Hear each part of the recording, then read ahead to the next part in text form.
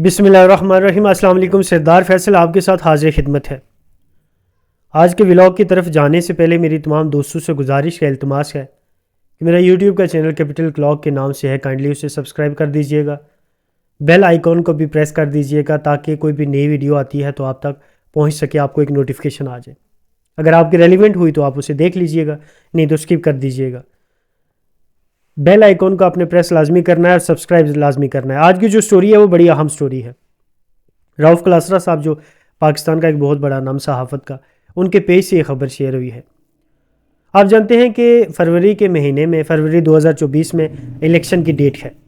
اس کے حوالے سے پارٹیز جو ہیں جس امیدوار کو انہیں ٹکٹ دینا ہے اس کے وہ انٹرویوز لے رہی ہیں۔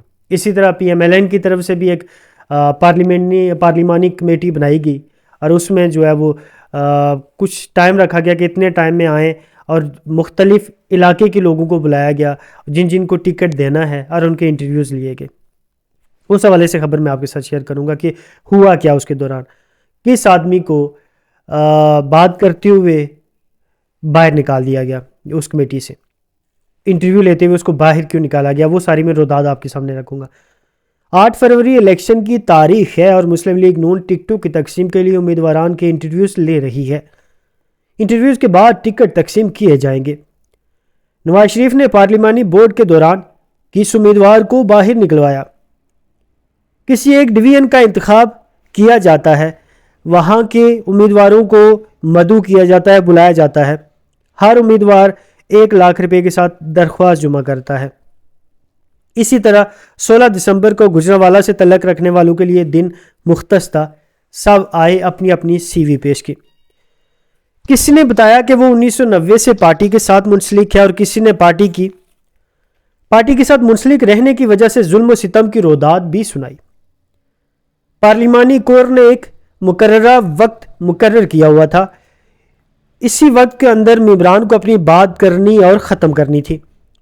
مقررہ وقت کے اختتام پر 1 گھنٹی بجائی جاتی تھی۔ گجرانوالہ سے تعلق رکھنے والے نون لیگ کے سابق ایم پی اے اشرف انصاری بھی وہاں موجود تھے۔ اپنی باری آنے پر اشرف انصاری نے اپنی پارٹی کی وابستگی کے بارے میں بتایا، احوال بتاتے ہوئے 2 منٹ سے زیادہ وقت لے لیا تو رانا ثناءاللہ بولے، ہم نے آپ کو سن لیا ہے، آپ بیٹھ جائیں۔ لیکن وہ مسلسل بولتے رہے۔ پھر مریم نواز بولی، ہم نے آپ کو سن لیا ہے، آپ بیٹھ جائیں۔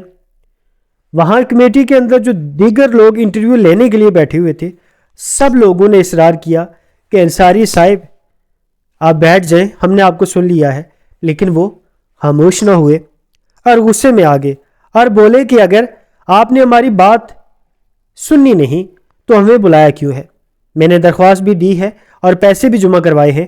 پھر بولے کہ جب حمزہ شہباز کو وزیر اعلیٰ بننے کے لیے ووٹ کی ضرورت تھی تو ہم نے ووٹ دیا، مجھ سے وعدہ کیا گیا تھا کہ پارٹی آپ کو ہی ٹکٹ دے گی۔ پھر نواز شریف بولے کہ آپ وہی نہیں ہیں جو پارٹی چھوڑ کر پی ٹی آئی کے ساتھ دے رہے تھے، لہٰذا آپ میٹنگ سے ہی چلے جائیں۔ پھر انکاری ہوئے۔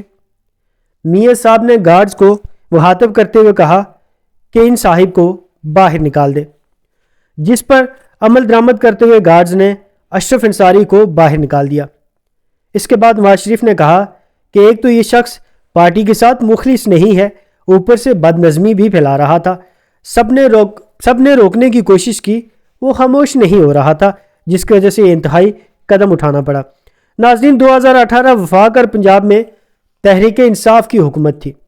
اب میں آپ کو بتا رہا ہوں کہ ان پہ ٹرسٹ کیوں نہیں کیا گیا۔ نون لیگ کے لوگوں کو گرفتار کیا جا رہا تھا۔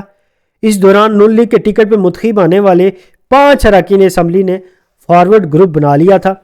ان 5 ایم پی ایز میں ایک اشرف انصاری کا نام بھی آتا ہے جن کا تعلق گجرانوالہ سے تھا۔ 2019 کے آخر میں ان ایم پی اے نے تحریک انصاف کی حمایت کرنا شروع کر دی تھی، اور بعد میں جب حمزہ شہباز کو وزیر اعلیٰ بنانا تھا تو پی ایم ایل این نے انہیں راضی کر لیا تھا، کیونکہ انہیں ان کے ووٹ کی ضرورت تھی، تو انہیں جو کاشف انصاری صاحب 2 اور ایم پی ایس جو تھے انہیں راضی کر لیا تھا، اور انہوں نے پھر حمزہ شہباز کو ہی ووٹ دیا تھا۔ یہ ساری آج کی خبر ہے کہ جو انٹرویوز لیے جا رہے تھے اس کے دوران کاشف انصاری صاحب سابق ایم پی اے کو وہاں سے باہر نکال دیا گیا۔ گارڈز کے ذریعے باہر نکالا گیا. انہوں نے کہا جی میرے ساتھ وعدہ کیا گیا تھا کہ آپ کو ٹکٹ ملے گا. پھر میاں صاحب نے کہا کہ آپ پی ٹی آئی کا ساتھ دے رہے تھے. یہ ساری ایک رودات ہے, ایک سٹوری ہے جو میں نے آپ کے سامنے رکھی. آج کی سٹوری صرف اتنی ہی. تو میری تمام دوستوں سے دوبارہ سے گزارش ہے کہ ویڈیو پوری لازمی دکھا کریں, اور اس کے بعد یہ ہے کہ سبسکرائب کر دیا کریں چینل کو, نوٹیفیکیشن کو بھی آن کر دیا کریں, لائک ضرور کیا کریں.